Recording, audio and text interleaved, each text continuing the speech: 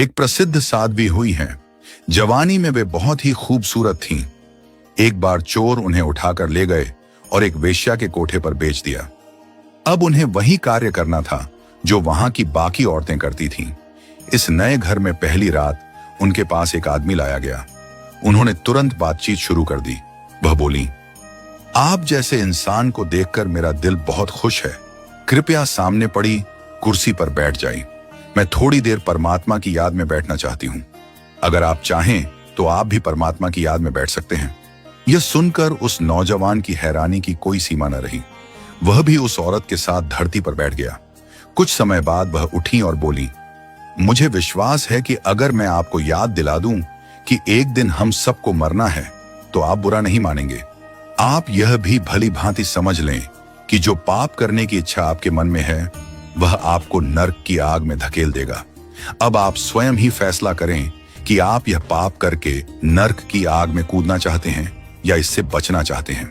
यह सुनकर नौजवान हक्का बक्का रह गया। उसने संभल कर कहा, पवित्र देवी, आपने तो मेरी आंखें खोल दी जो अभी तक पाप के भयंकर नतीजे से अंधी थीं।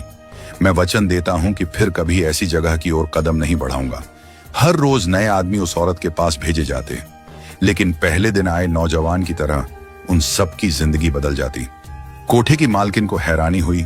उसकी मालकिन को बहुत आश्चर्य हुआ कि इतनी खूबसूरत औरत होने के बावजूद जो भी ग्राहक उसके पास जाता वह दोबारा आने के लिए तैयार नहीं होता, जबकि आमतौर पर लोग ऐसी सुंदर लड़कियों के दीवाने होकर उनके इर्द गिर्द घूमते थे। इस रहस्य को जानने के लिए उसने एक रात अपनी पत्नी को एक ऐसी जगह छिपाकर बैठा दिया जहां से वह उस औरत के कमरे के अंदर की सभी बातें सुन और देख सके। उस रात जैसे ही एक नया ग्राहक अंदर गया, वह औरत उठकर खड़ी हो गई और बोली, आओ भले आदमी, आपका इस घर में स्वागत है। लेकिन मुझे हमेशा याद रहता है कि परमात्मा हर जगह मौजूद है। वह सब कुछ देख रहा है और जो चाहे कर सकता है। आपका इस बारे में क्या ख्याल है? यह सुनकर वह आदमी हक्का बक्का रह गया। उसे समझ नहीं आया कि क्या कहे। कुछ हिचकिचाते हुए बोला, हाँ, पंडित और मौलवी भी कुछ ऐसा ही कहते हैं। वह कहती चली गई, यहां इस पाप से भरे घर में भी मैं कभी नहीं भूलती कि परमात्मा सब पाप देखता है और पूरा न्याय करता है। वह हर इंसान को उसके कर्मों की सजा अवश्य देता है। जो लोग यहां आकर पाप करते हैं वे इसकी सजा पाते हैं। उन्हें अनगिनत दुख और मुसीबतें झेलनी पड़ती हैं।